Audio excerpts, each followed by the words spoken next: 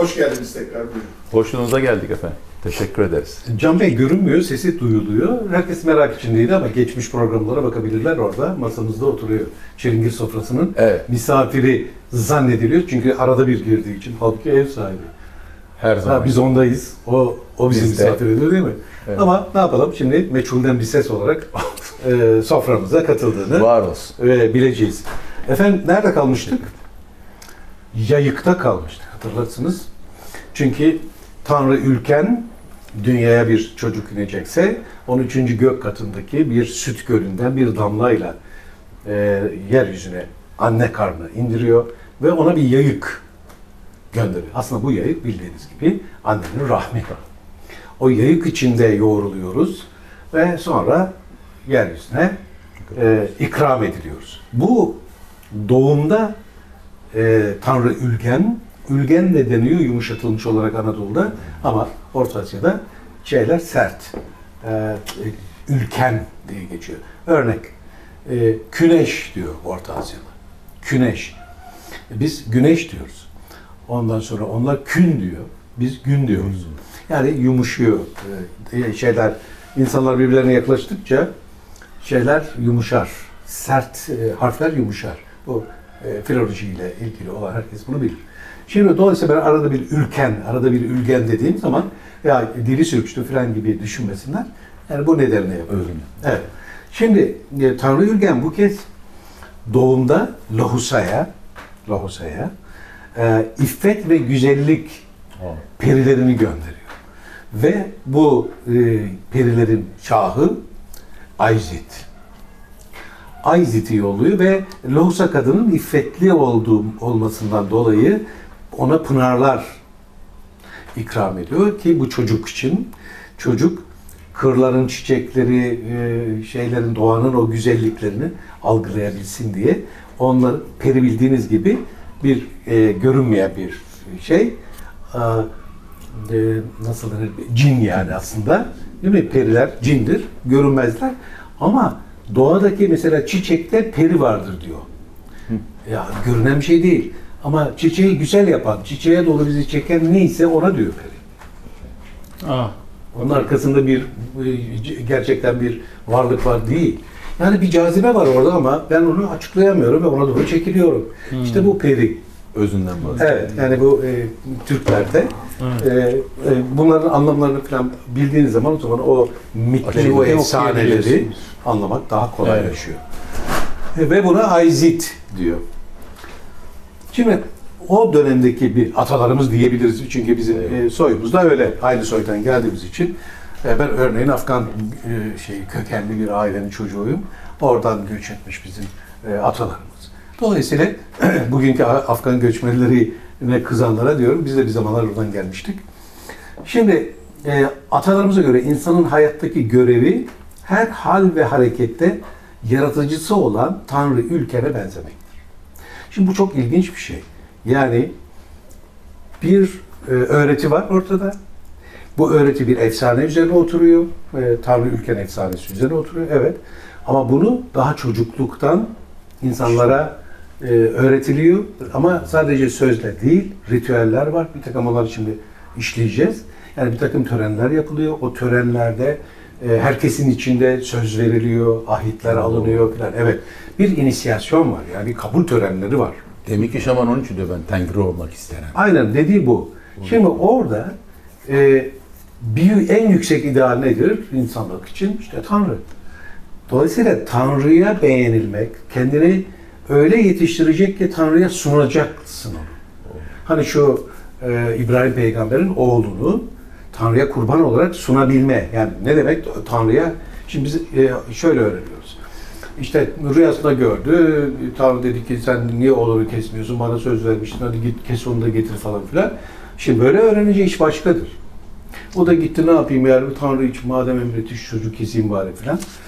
Böyle bir şey değil halbuki. Bu şu anlama geliyor. Çocuğunu öyle yetiştiriyorsun ki onu ancak Tanrı'nın beğenisine sunuyorsun. Kurbiyet, kurban dediğimiz kurbiyet yakınlık demektir. Kesmek demek değildir. Kurban, akraba, kurb sözleri aynı. aynı sözler. Tanrı'ya yakınlık olması için Tanrı sunağın üzerine evladını koyuyorsun. Yani ben bu evladı Tanrı'ya layık bir evlat olarak yetiştirdim anlamı taşır. İşte bunu Prototürklerde, ön Türklerde de görüyoruz. Ve Tanrı Ülgen'e sunulmak üzere evlat yetiştirmek. Onurla, teveccühle. Evet. Buyur. Şimdi bunu ben evde böyle gizli gizli yapıyorum. Bu tarikat gibi falan değil. Nasıl? Toplumda törenlerle. Toplum içinde yapılıyor. İnisiyasyon dediğimiz toplu törenlerdir. Ve burada Tanrı Ülgen'e, yani ahlak olarak söylemiştik. Evet. Benzemekten söz ediyorlar. Bu sebeple çocuk buluğ çağına gelince, buluğ çağı en önemli dönem, çünkü üreme buluğ çağında olur. İnsanın kendini bilmesi, hani menarefe nefse dediğimiz, yani nefsini bilmek dediğimiz ilk aşama buluğ aşamasıdır. Buna ergenlik diyoruz bugün de ve buna eskiden de erginlenme diyorlar. Aynen. Erginlenme törenleri inisiyasyonun başlangıcıdır. Yani bir erkek çocuğunun çocuk yapabilecek kudret kendisinde, Erk geldi şimdi. erk gelip kendisinde kudretullah açığa çıkınca, yaratma gücü, Allah'ın yaratma gücü onda açığa çıkınca, o zaman Tanrı ona dokundu oluyor. bu anlamda tören yapılıyor. Tanrı ona dokundu. Nasıl dokundu? Çünkü artık ondan çocuk doğabilir. Gelebilir. Onlar evet çocukluk evresinde o çocuk doğurmak, çocuk yani ne kadar istese kendinde o kudret yok. O belli bir yaşta oluyor. İşte 12, 13, 14 falan. Evet. O yaşlarda. Bu törenler de o yaşlarda yapılıyor. Evet. Nasıl onur verici. Topluma kabul Toplum edilmesi. içinde. Eyvallah. Yani. Şimdi buna bu törenler, düzenlenen törenlere Tanrı yoluna girdi. Tanrı yolu diye söyleniyor ve burada bir törende bir telkin yapılıyor. Çocuğa telkin yapılıyor ama herkesin içinde, herkes hazır bulunuyor. Cem var orada, aynı cem var. Birebir görerek. Eşhedü, şahit herkes. Şahit. Çünkü bu şu demek, herkesin içinde söz veriyorsun. Sözüne durmazsan herkes biliyor. Eyvallah. Bu son derece önemliydi. Evet. Şimdi bu niye anlatıyorum bu kadar böyle baskılı? Çünkü Türklerde barbarlık var deniyordu. Evet. Hala da deniyor bütün dünyada. Yani bir eğitim, toplumsal bir eğitim ve bireyin bir ideale göre yetiştirilmesi yok diyorlardı. Her barbarca yetiştiriyor. Hayır. Lillahi İşte buyurun bakın. Öğretisi ortada. Yani bunları uydurmuyoruz. Yok Bunlar yani. literatür şu anda naklettiğimiz bilgi. Evet. Literatür bilgisi ama revaçta değil. Kimse el atmamış.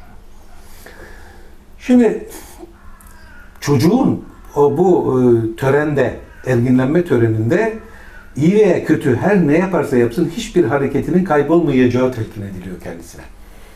Yani sen iyi bir şey de yapsan kaybolmayacak, kötü bir şey de yapsan kaybolmayacak. Nasıl kaybolmayacak? Tanrı Ülgen onu zapt edecek, tutacak ve sen her zaman gözetleniyorsun. Ne yapıyorsan sana Kayıt. Tanrı Ülgen seni izliyor. Ve iyiliklerinin, bakın şimdi bu ne kadar daha sonraki Anadolu tasavvufunda ve irfanında hepsinin karşılığı var. Yani şu andaki hemen şimdi söyleyelim. Bir zerre hayır işlesen karşılığını mutlaka bulacaksın. Bir zerre şer işlesen karşılığını bulacaksın. Ayeti var. Ama bakıyoruz ki İslam öncesi Türklerde var bu. Zaten var. Yani bu ilginç. Anadolu'daki bugünkü irfaniyetin o kanaldan gelen şeyi bozucu değil, aksine destekleyici veya içten yapılandırıcı olarak görülüyor. Ona ayet gelmiş zaten.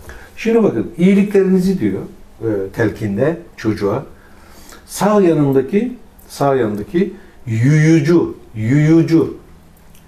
Bu yuyucu melekler, kuvvetler, yuyucular diyor şey edecek, kaydedecek. Yıkayıcı, temizleyici, arındırıcı. Yuyucu. Kötülüklerin de sol yanında Gürmüz. Gürmüz diye bir şey var. Tanrı Ülgen'in gönderdiği bir kuvvet, bir melek var. O da kötülüklerini zapt edecek. Haberin olsun, bakın bu çocuğa telkin ediliyor herkesin içinde. Sen iyilik de yaptığın zaman, kötülük de yaptığın zaman bilinecek ve bunları da yapan şeyler bizim gelenek. Herkes biliyor bunu yani. Şimdi buna dersiniz ki ya bu metafizik uydurmalar, tamam yani şimdi melek var, uydur git. Peki Biz bunu bugün bilimsel realizasyon içine soksak fazla aşırı gitmiş oluruz. Aşırı yorum yapıyorsun diyorlar bana. Niye? Sen şimdi oradaki söylenen şeyi böyle bilimsel olsun diye uydurma katkılar veriyorsun. Hayır, ben bugün anlamaya çalışırken o günün söyleminin benim anlama çabam içinde bulduğum bir karşılık. Sen beğenirsin, beğenmezsin. Eyvallah tabii. Nedir sağ melek, sol melek? Hemisfer, iki hemisferim var benim. Biri sağ, biri sol. Sağ hemisfer şeydir, sezgiseldir.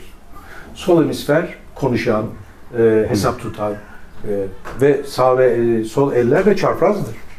Bir de Yani sağ elimi kullandığı zaman aslında sol Beyni.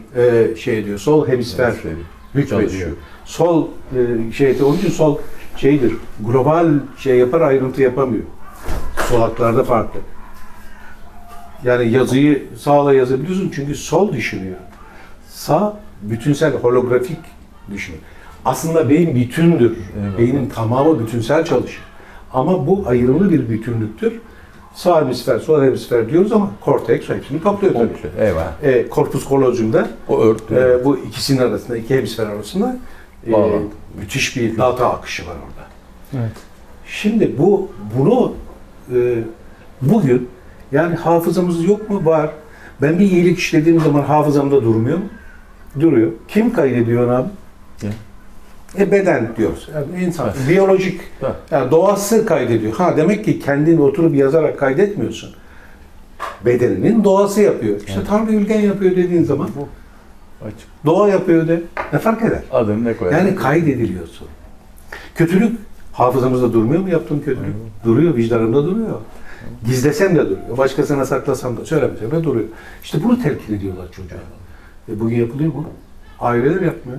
Psikiyatristler beden kaydeder diyorlar ya, sonra onu Evet. çağırıyorlar geri çocukluğa inme, hani beden kaydeder dedikleri şey Dediği bu. bu.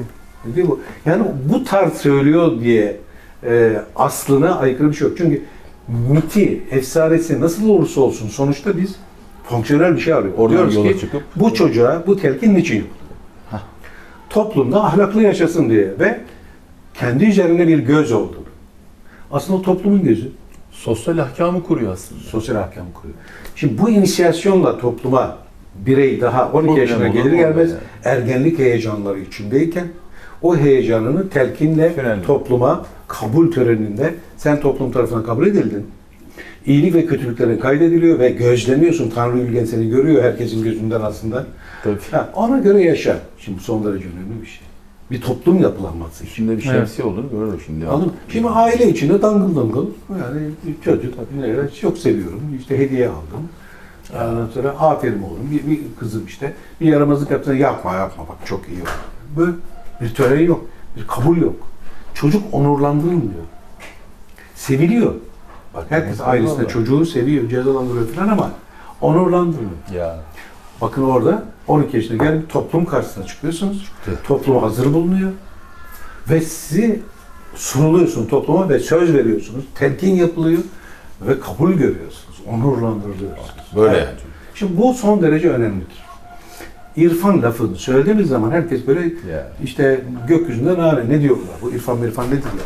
Hele bir Anadolu irfanı lafı var. Sakız gibi olmuş herkesin ağzında. Kadimde kadim. Ondan Kadimde sonra kadim. o lafların hepsi var. Yani duymuşlar Evet. ama ne yatıyor altında? Maksat ne? Buna ulaşmadığın zaman irfan zaten kendisi kaybolmuş Evet. gitmiştir. Dedikoduya dönüşüyor. Aynen. Şimdi bakın bunu sürdürelim çünkü hakikaten inisiyasyon işin esası.